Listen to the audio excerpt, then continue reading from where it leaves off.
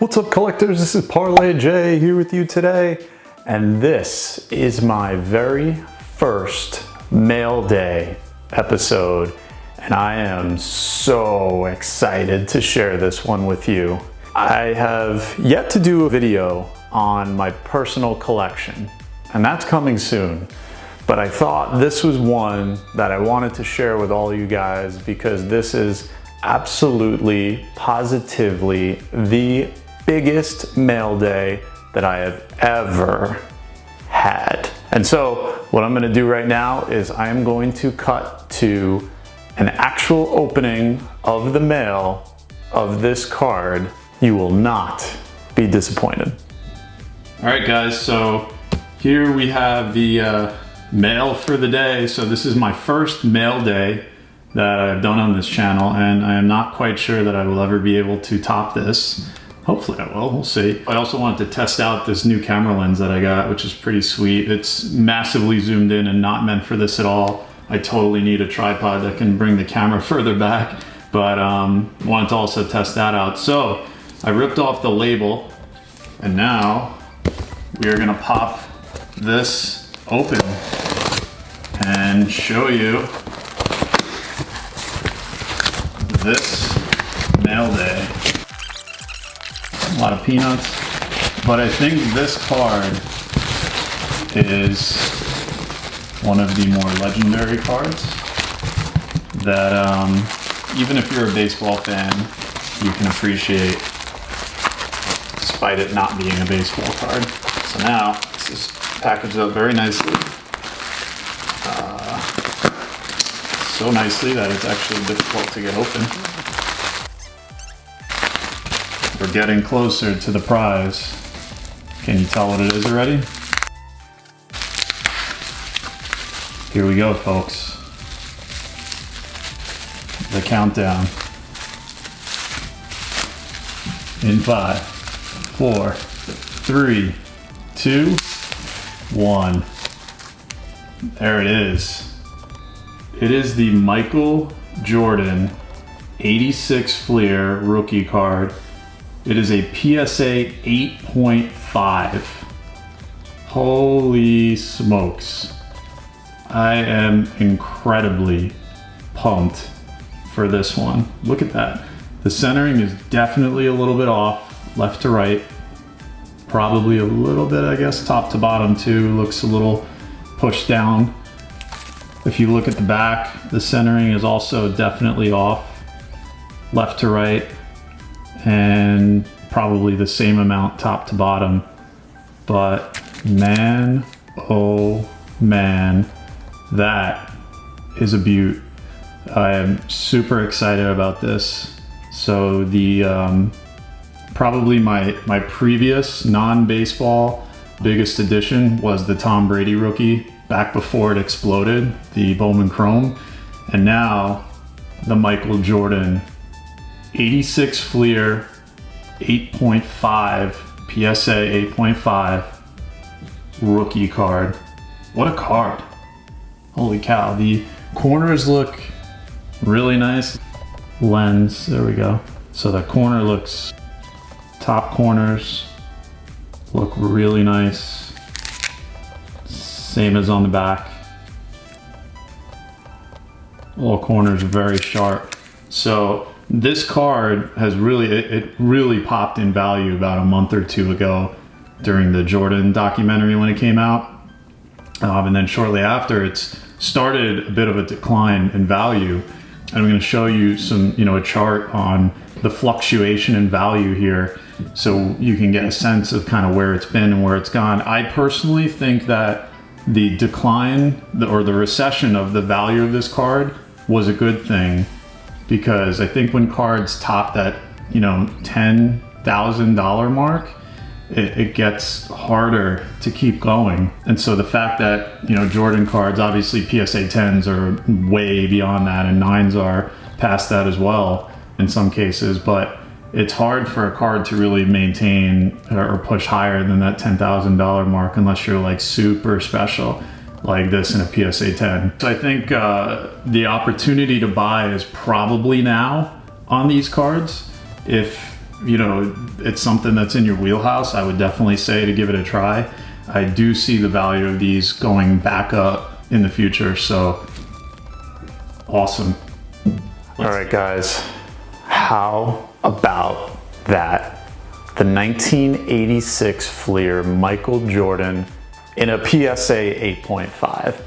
Now, if I could have afforded more, I would have loved to go for the PSA 9 or 10, but whoo-wee, this was the crown jewel of my collection. And I, as you know, am a baseball guy, and this is a heavy baseball channel, but having a Michael Jordan rookie card is insane to me. So let's take a look at this chart of Michael Jordan Flir 1986 PSA 10 rookie card values over time.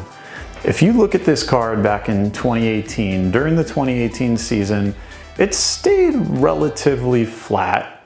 It had some peaks toward the middle to end of the season, but then during the NBA Finals, you see a spike to $60,000 was the top sale. Just as with any sport, whenever you get to the championship game time, whether it's baseball with the series, football with the Super Bowl, certain cards tend to spike in value. And even though Michael Jordan or the Chicago Bulls were obviously not playing in the NBA Finals, his card peaked in value, and then immediately in the offseason, it ducked back down to its previous highs. But then continue on this trend and look through all of the end of 2019 and right up until COVID-19 started, it was rising, rising, rising. And then comes the biggest spike yet, almost $100,000 for a PSA 10. A BGS 10 actually did sell for $100,000. The highest PSA 9, I believe, was $90,000 in this case. And that spike in April was right around the Michael Jordan documentary. And that's what we call now the Michael Jordan effect. Whenever a documentary comes out, how its card value responds. Now granted, this was during COVID-19, and this is when documentaries are really starting to take shape and take importance because there aren't actual games and actual sports being played during this time. But if you see the value of this card spike, holy cow.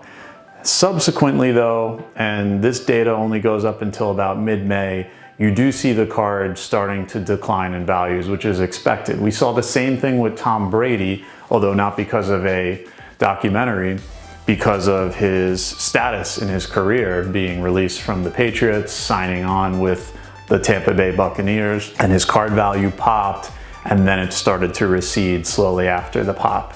And so we're seeing now Michael Jordan. And so I personally thought this was the grand opportunity. I found a great deal from a very reliable sports card dealer that I had met in person. We came to an agreement and I decided to pull the trigger and finally make the purchase. So this was the absolute biggest addition to my PC to date.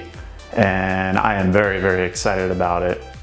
What's also kind of interesting is when you look at the scale by grading company on the Michael Jordan 10s, gems, pristines, whatever you call it, if you look across the three big players, Beckett, PSA, and SGC, Beckett graded about 10,000 cards as of this past May 2020.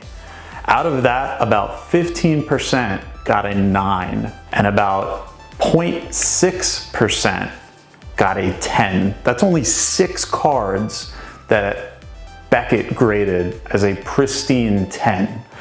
PSA graded about 19,000 cards, and about 2,700 or 14% got a 9. About 312 or around 1.6% got a 10. So you already see that just based on this one card and these numbers alone, Beckett is far stricter on handing out 10s than PSA. And if you watch some of my other videos on grading, that could be a reason why PSA is seemingly handing out less 10s now than they did in years past. They may be trying to kind of catch up to where the market is. And lastly, SGC, who is a more up-and-coming grading company, they graded 1,800 approximately of these cards, and 171 of them, or about 7%, came out with a 9 grade, and 18 of them, or about 1%, came out with a 10 grade. So if you look across the big three, the strictest on 10s was Beckett by far, with 0.08% of the population making a 10. The middle of the road was SGC with 1% of the population making a 10 in a much smaller sample size. And PSA was the most lenient with 1.6%, but also the largest sample size of all of the Jordans as a 10. So bear that in mind, just as you're thinking about grading and things like that, and which company you want to choose. I found those numbers very, very interesting. The other thing that I found very interesting was this card is actually not the mecca of all Michael Jordan cards. Actually, the mecca of all Michael Jordan cards is not even his rookie. And when I found this out, I was surprised myself. The mecca is actually the Precious Metal Gems card produced by Skybox. The 1997-98 card. There were only 10 of these produced. And one of the cards that PSA graded, they actually graded it as altered, which means that it was tampered with in some way and did not give it a grade. But this is the card that is actually known as the mecca of all Michael Jordan cards, interestingly enough. So not to burst my bubble, not to burst anybody else's bubble, I'm still thrilled to have this in the PC, but this Michael Jordan card is fantastic.